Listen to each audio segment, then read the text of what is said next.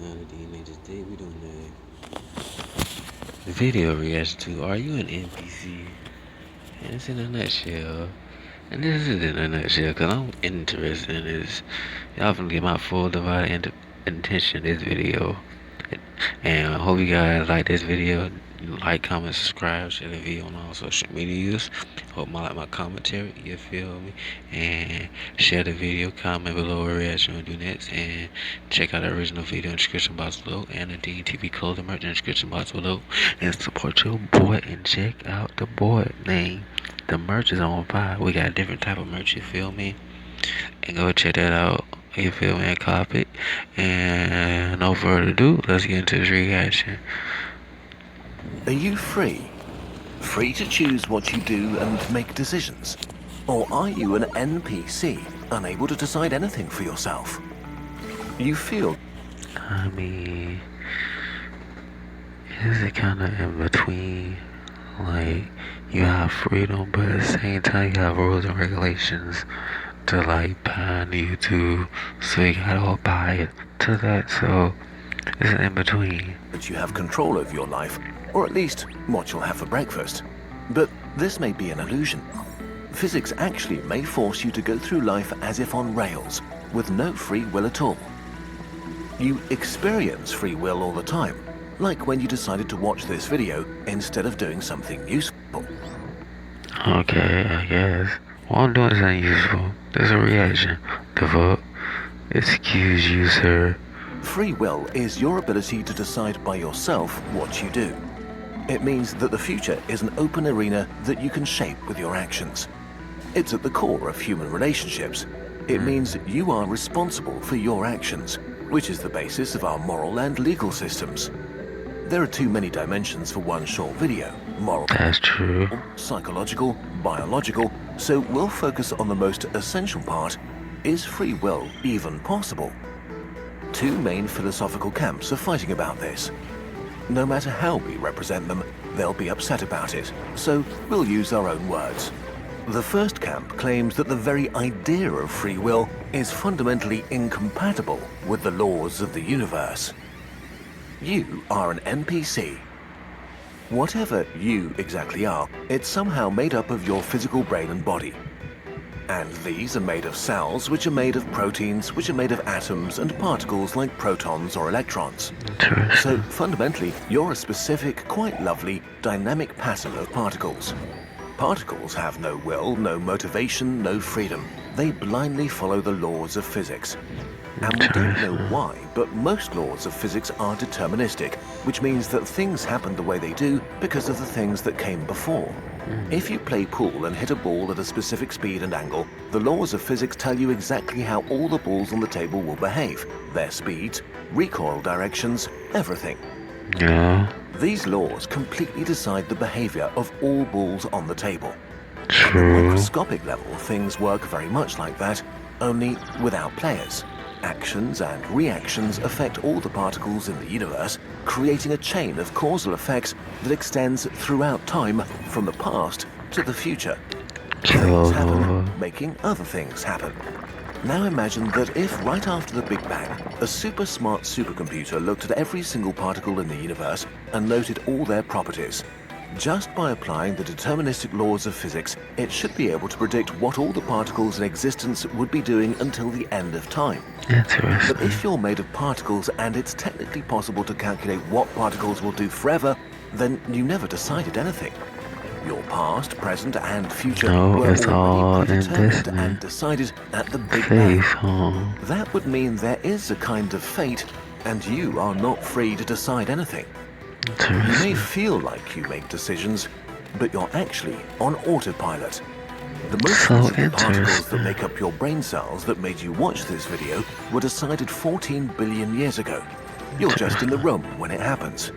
You're only witnessing how the universe inside you unfolds in real time. But this can't be true because of quantum mechanics, right? Quantum processes are intrinsically random, not deterministic, and can't be predicted with total certainty. On the quantum pool table, balls can go randomly left or up or banana. Their behavior isn't set by what came before, but randomly decided in real time. But for the no free will camp, this doesn't affect their argument. They think that since quantum processes are random, they don't allow you to make any decisions. Because if there's randomness for the things that fundamentally make up your brain and body, these random processes make the decisions for you. How? Say an electron can randomly go right or left. If it goes left, it triggers electric currents between your neurons that create a neuronal process which triggers a long chain of actions that make you watch a YouTube video. Okay. Or it goes right and makes you clean your room. Just because the chain is extremely complex doesn't mean you have any control over it. So maybe your fate was not decided at the Big Bang, but it is decided at this very moment. The important part is that it's not decided by you. You get no say in this. You have no free will. Wow. This is kind of a bummer because the argument fundamentally seems to make sense. Except, no, screams the free will side. This is a really bad way to think about the universe. You are the main character. So what is free will? We know that we can reduce everything that exists to its basic particles and the laws that guide them. While this makes physics feel like the only scientific discipline that actually matters, there's a problem. You can't explain everything in our universe only in terms of particles. One key fact about reality that we can't explain by looking just at electrons and quantum stuff is emergence. Emergence is when many small things together create new fundamental traits that didn't exist before. A drop of water is just a sextillion H2O molecules.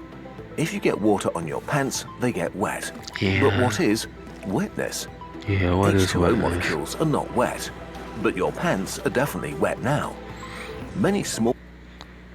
So water ain't wet, but when you get water on you, you're wet. What the fuck? That's...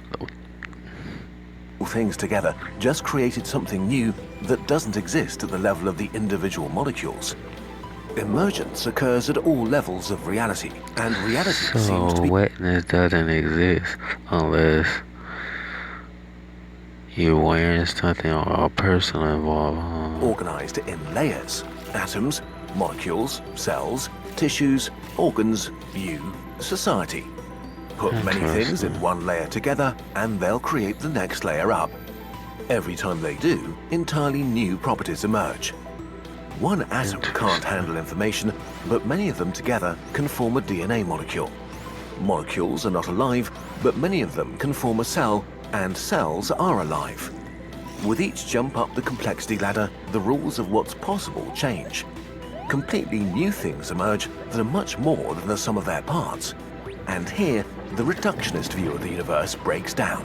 The layers of reality need each other to make sense. You can explain living things with cells, cells with molecules, and molecules with atoms. But because of emergence, you can't start with quantum particles and reconstruct the universe. You can't explain galaxies with quantum mechanics or human psychology with quarks. This is not the whole story. Reality is not just structured in layers, but for some reason, the layers are also largely independent of each other. Things existing within the same layer can influence each other and maybe a layer up or down. But often they don't seem to influence things much higher up or down. To figure out how your organs work, you don't need quarks.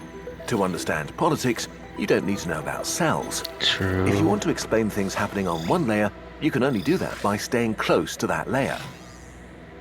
No, screams the no free will camp in frustration. You can't just use magic to explain free will. You got a point, though. But the How you broke emergence that argument down. doesn't invoke magic. It just says that thinking about free will in terms of determinism and fundamental laws is a dead end. A kind of category error, like trying to explain galaxies by looking at your digestive tract. It's part of a reductionist school of thinking about the universe that very successfully shaped science for a long time, but that's challenged by emergence. So maybe trying to understand free will by looking at fundamental particles, deterministic laws, and quantum mechanics misses the point. The question we should be asking is, which layer of reality is relevant to free will? Well, just like no individual molecule creates wetness, not a single cell in your brain wants to watch YouTube. One layer up, your brain, made of 80 billion interconnected neurons, does.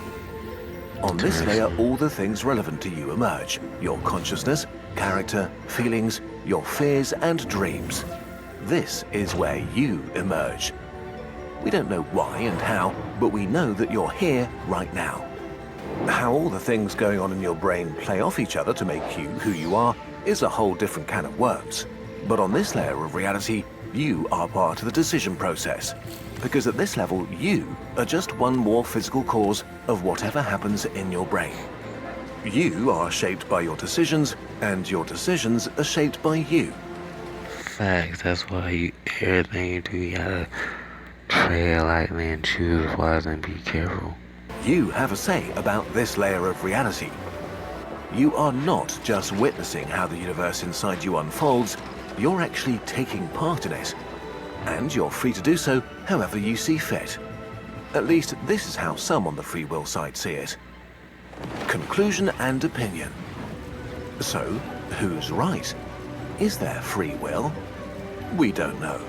If you ask us personally, we think the argument for free will is more appealing because it brings the complexity of the universe to the table. Maybe existence is just the sum of its parts, but at least for now, it seems the universe is not that simple. But even if we don't have free will, it's not clear what that changes for practical purposes. You and us, we humans, on a purely subjective basis, feel like we have free will and that your decisions are yours to make. As long as we're not sure either way, and if it feels like you're making decisions, what does it matter if a non-existent supercomputer could have calculated the future at the Big Bang? Or if quantum stuff all the way down randomly nudges your cells one way or the other? Free will that feels free is good enough for us. In any case, now you can decide what to do next. Maybe get some stuff done. Or watch more of our videos. It's your decision. Probably. Yeah, you're right. At least you can pick which video to watch next, in theory. What you have really almost no control over is how the state of the world is presented to you in the news. Algorithms are constantly working behind the scenes to decide which information to show you, and alarmist headlines get amplified over straightforward reporting. But Ground News, the sponsor of this video, can give you back a feeling of independence. They gather